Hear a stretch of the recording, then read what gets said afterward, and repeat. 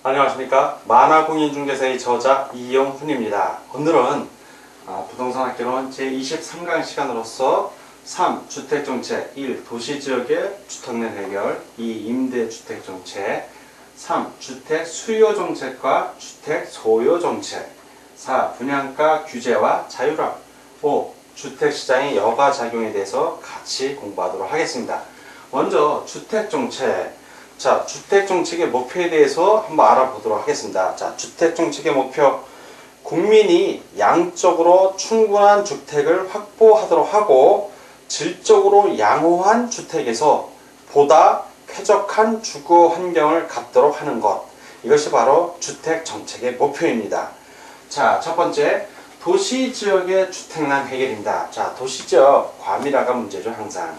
이 도시지역의 주택난을 해결하기 위한 방안 또는 정책은 무엇이 있나? 크게 네 가지가 있는데, 첫 번째는 주택시장을 활성화하는 것입니다. 주택시장, 즉 수요, 공급도 늘리고 수요도 활성화시켜서 주택시장 자체를 활동을 활발하게 하는 것이죠.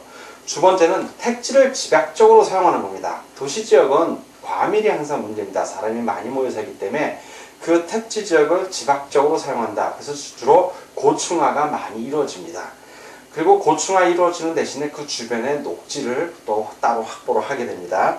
세 번째는 임대주택의 활성화입니다. 도시지역의 저소득 주민들을 위해서 임대주택을 활성화하는 것이죠. 네 번째는 조세 지원 또는 금융 지원을 해준 겁니다. 조세 지원, 금융 지원을 통해서 집을 살 때 대출을 받는다든가 전세를 할 때 전세금 대출을 해준다든가 방금 말한 임대주택 활성화를 해서 임대료를 보조해 준다든가 이러한 여러 가지 정책들, 금융, 조세 지원을 통해서 도시지역의 주택난을 해결하는 데 도움을 줍니다. 자, 도시지역 주택난 해결 네 가지를 방금 살펴봤고, 자, 두 번째는 임대주택 정책입니다.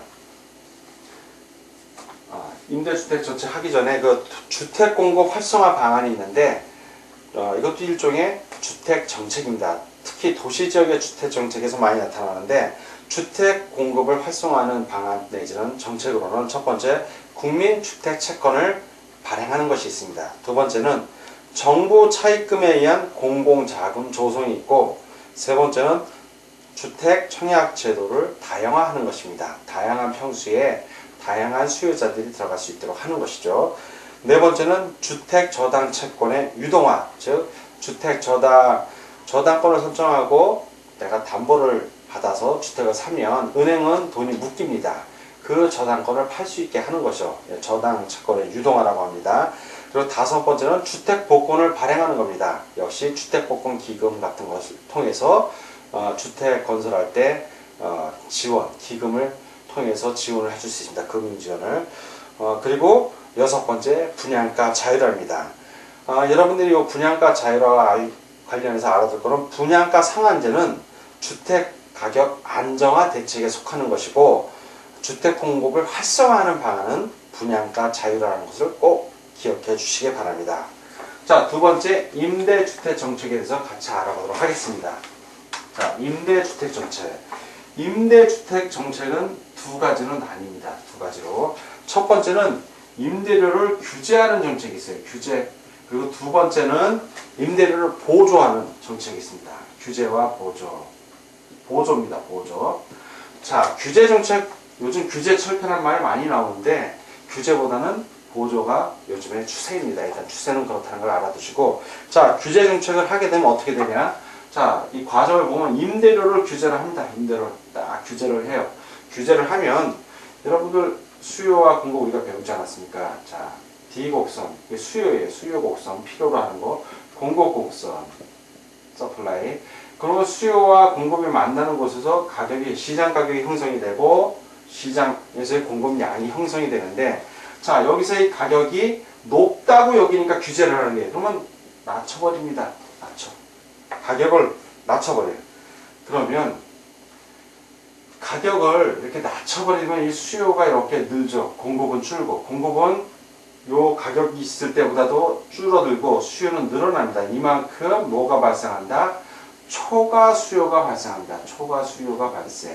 자, 초과 수요가 발생하게 되면 살려는 사람은 많고 팔려는, 즉 공급하는 임대주택을 공급하는 사람이 적다는 얘기예요. 자, 이게 발생하면 이동을 안 하죠. 기존에 있는 사람들이 움직이질 않아요. 그렇다 보니까 뭐가 음성적인 지불, 겉으로는 나라에서 결정한 이 새로운 P-2 지점에서 가격이 결정이 되지만 몰래 따로 뒷돈을 준다는 얘기입니다. 자, 음성 지불.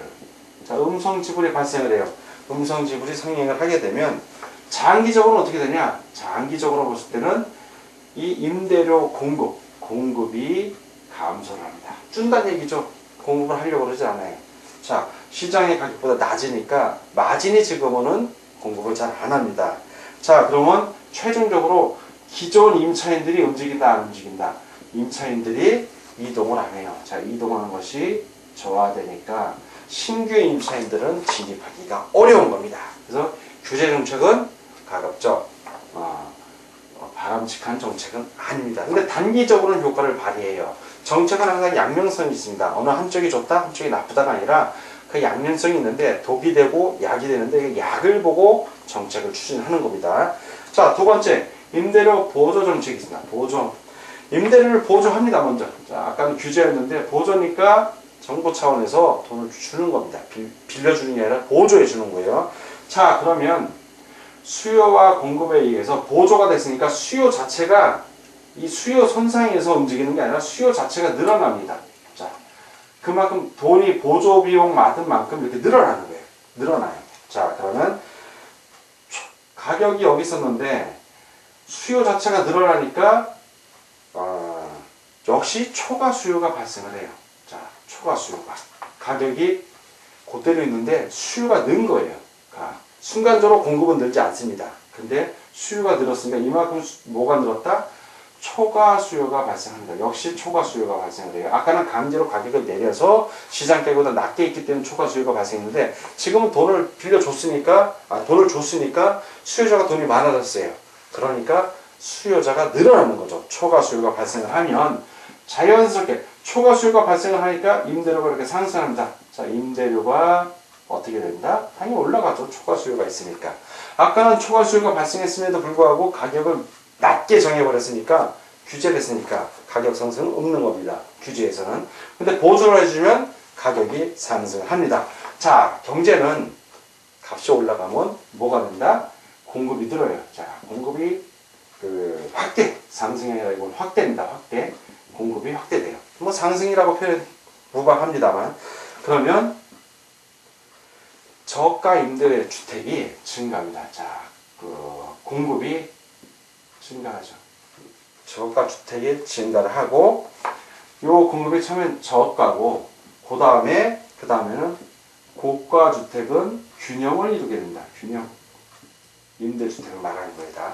자, 결론적으로 우리가 장기적으로 볼 때는 단기적으로는 임대료 가격이 막 급격히 상승한다든가 이럴 때는 규제 정책을 쓰지만 장기적으로 국가 경제를 봐서는 보조 정책을 쓰는 거에 훨씬 낫습니다. 그러나 반드시 규제가 나쁘다. 그건 아니에요. 부동산 경기는 호황과 불황이 있기 때문에 호황과 불황을 잘 따지고 종합적으로 검토를 해서 결정을 해야 된다. 보조 정책은 뭐가 단점이냐? 나라에 돈이 많으면 보조해주면 되는데 나라에 돈이 없으면 보조하기 힘듭니다. 그게 단점이에요. 돈을 갖고 있냐 없냐, 정부의 재정적인 능력이 있냐 없냐.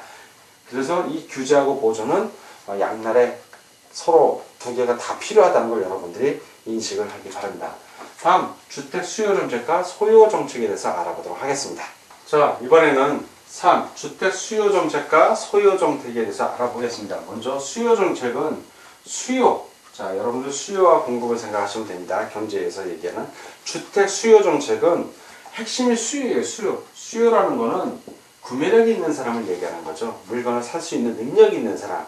그래서 주택 수요 정책의 개념을 보면 주택을 시장에서 거래되는 상품으로 보고 주택 공급과 함께 주택 가격 및 교환량을 결정하는 정책을 말하는 겁니다. 즉, 주택을 하나의 상품으로 보는 거예요. 상품. 이게 상품입니다. 자, 이 상품일 때는 수요자, 구매력이 있는 수요자를 말하는 거예요. 그 구매력이 있는 수요자하고 공급자 간의 수요 공급에 의해서 가격과 양이, 수요량 공급량이 결합하는 시장에서의 그 결정량이 결정되는 정책을 말합니다. 그 대상은 바로 유효 수요가 있는 소득 계층을 대상으로 한 정책이라는 것을 아셔야 되고, 방법은 시장성의 원리에 의해서 민간 부문과 분양을 우선하면서 정부 개입은 법 또는 제도의 범위 내에서 간접적으로 하는 겁니다. 즉 시장에 맡기는 거죠. 자, 주택 수요 정책에서의 핵심은 시장에 맡긴다. 유효 수요가 있는 그 수요자, 소득 계층을 대상으로 하는 겁니다. 자, 근데 이 반면에 소요라는 거는, 자, 소요, 필요로 한다 뜻입니다. 필요로 하는 바, 소요.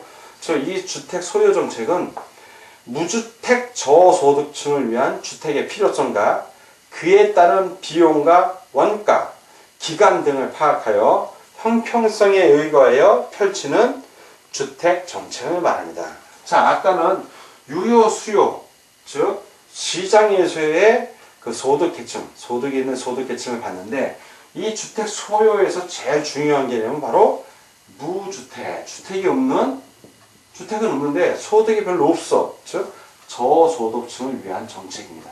저소득층, 요게 핵심 개념이에요. 무주택 저소득층. 그래서 대상을 누구로 하냐? 구매력이 없는 무주택 저소득층을 대상으로 합니다. 구매력이 없어요. 이 사람들은 돈이 없다는 얘기입니다. 그래서 어떤 방법을 취하냐? 정책성의 원리에 의하여 공공부문의 임대주택을 우선하면서 정부는 금융 등을 통해 직접 개입을 합니다. 즉 서민 임대주택을 싸게 공급하는 거예요. 보조를, 집을 살 수 있게 보조를 해주는 거죠. 집을 살 때. 즉 무주택 저소득층, 아까는 그 소득이 있는 유효 수요가 있는 소득 계층을 대상으로 하는 거, 다른 정책입니다. 다른 정책. 자, 여기서 우리가 좀 한번 짚고 넘어가게 될 게, 주택 공급과 관련해서 공공 부문하고 민간 부문의 역할이 달라요. 자, 공공 부문이 있고, 정부나 공공기관을 말합니다. 또 하나는 민간 부분이 있어요. 민간 부분. 자, 그 건설회사, 민간에서 아파트 지어서 파는 걸 말합니다. 자, 목표를 보면 공공 부문은 배분적 형평성이에요. 배분. 어떻게 잘 분배해서 형평성, 모두가 골고루 잘 살 것인가.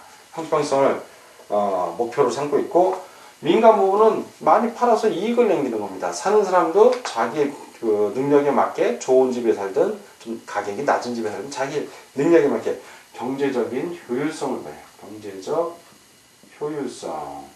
자, 개념 자체가 다릅니다. 접근하는 게 목표가. 자, 두 번째는 과정. 방금 말한 주택 공공 부분은 요 소요. 주택 소요의 핵심은 돼요. 방점이 주택 소요가 있는 겁니다. 그런데 민간 부분은 주택 수요가 있죠. 시장의 원리에 맡기는 겁니다. 그리고 수요, 즉 경쟁 원리, 경쟁 원리. 다음 대상은 아까 말한 또 저소득층입니다. 여기는 저소득층, 무주택자, 도시 영세민 이런 사람들을 대상으로 하고, 이쪽 민간은 모든 소득 계층을 말합니다. 근데 특히 중고소득층을 대상으로 합니다. 왜? 돈이 있어야 물건을 살 수 있기 때문에 그렇습니다. 자, 형태를 볼 것 같으면 공공부문은 임대를 우선합니다. 항상 임대를 우선을 하고 부분적으로 분양을 해요. 임대를 우선하고. 자, 근데 민간 부분은 분양이 우선이에요. 분양. 그리고 임대는 좀 소극적입니다. 부분적으로 임대를 합니다. 경기가 나빠서 안 팔린다든가 이럴 때, 분양이 잘 안 될 때, 그럴 때 주로 임대를 하죠.